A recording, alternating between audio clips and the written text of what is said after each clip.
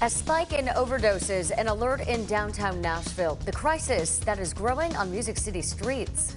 And inflation impacting your groceries. And it's only expected to get worse. The relief on the way, but it's going to take a few months. And a child gone too soon. The investigation in a daycare parking lot. The 1-year-old left for hours alone in a hot car. Now, News 2 at 4. Good evening, everybody. Thanks so much for joining us here on News 2 at 4. I'm Erica Francis. And I'm Alex Dennis. To a News 2 crime tracker alert now. An urgent message to the public today coming from Metro Nashville Police and Metro Health as they continue to see a spike in overdose-related incidents, specifically in downtown Nashville. And that's where we find News 2's Stephanie Langston with this warning. Steph.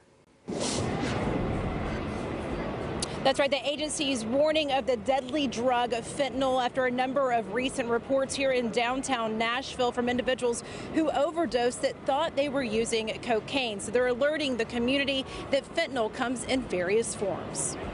It's just a stark time in terms of the overdose crisis in the county. Coming off a year with the highest number of overdose deaths in the county, and the overdose crisis doesn't seem to be getting better. Through March, compared to the same time last year, overdose deaths are up 23%. And if we're talking more than 700 overdose deaths last year, we're talking we could potentially see up to almost 800 overdose deaths this year. With fentanyl leading the charge. If you go back a few years and look at the overdose deaths that were occurring in the county, fentanyl was detected in about 1 out of every 5 overdose deaths.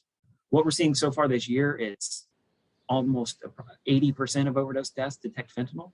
Fentanyl believed to be the cause of 3 recent overdoses in downtown Nashville that left 2 men dead. So it's everywhere. It's highly potent. It's deadly. It's coming in pill or powder form, mixed with cocaine, as counterfeit pills, fake Xanax, fake oxycodone. So we'll talk more about what you can do and what officials are doing with hopes of turning around those deadly numbers coming up on News 2 at 6. Reporting live from downtown Nashville, Stephanie Langston, News 2.